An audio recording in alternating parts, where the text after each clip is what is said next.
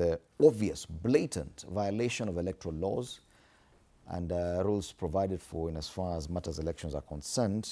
And before the break, we were talking to Felicity Nkirote Biriri, who's a governance expert. Allow me to welcome my other panelists now this morning. Innocent Musumbi, who's a political analyst. Karibu sana. Thank you so much, Fred. And Wakili Ishmael Nyaribo. Wakili, karibu sana.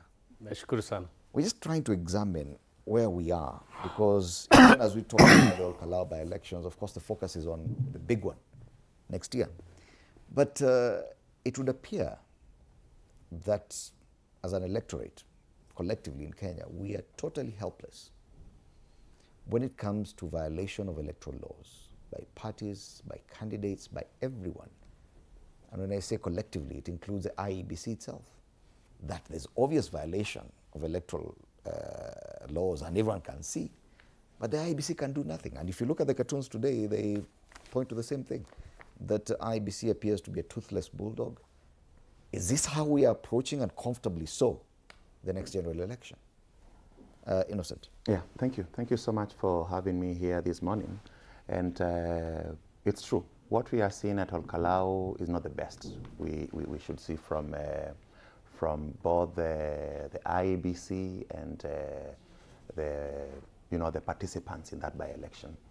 And as you know, Ol Kalou is like is the scene before the main scene of 2027. And it's unfortunate that we are seeing the kind of things we are seeing there, but the focus should move to IEBC now, because you see, IEBC is the ultimate referee who will manage, of course, the by-election and the coming general election. And we should see a lot of, because Kenyans, we are used to this kind of bad behavior.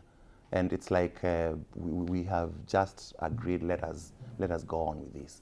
But it comes a time when we must stop and start afresh. And therefore, we need to call out majorly the participants, because both the government and the DCP, they are quite unethical in whatever is happening at Ol Kalou. We have seen the sentiments that we are hearing both from the DCP party leader, former DP Gachagua, and those who are campaigning for the UDA candidates. And this is wrong. Even as we blame IEBC, let the practitioners show that they can be responsible people in their utterances.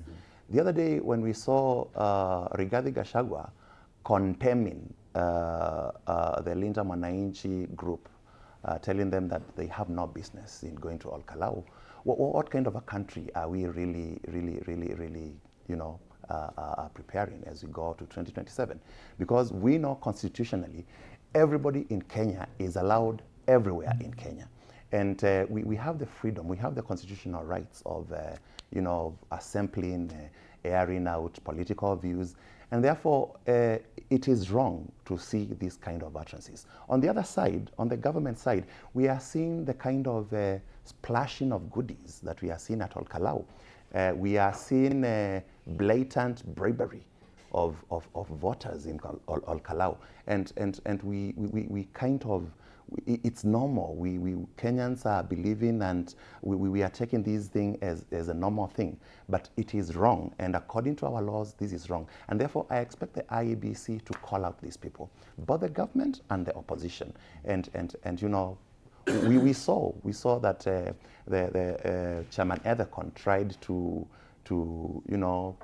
threaten that he may postpone the elections, and you saw what the politicians responded, because he was saying, if this is if the violence we are seeing here, the kind of bribery we are seeing here is what we are going by, I better postpone this election. And instead of these politicians trying to come up with a responsible collective action, they started condemning the chairman for it. So what the IEBC chairperson has a mettle to even postpone this election? Why not? Why not? We have a lawyer here. I think as long as the question is whether he has the mettle. Yes, not whether he can. If you see his description, but does the law today, allow? Wakili, It's true. If you see the way he's been described, he's a toothless bulldog. By the way, Rastas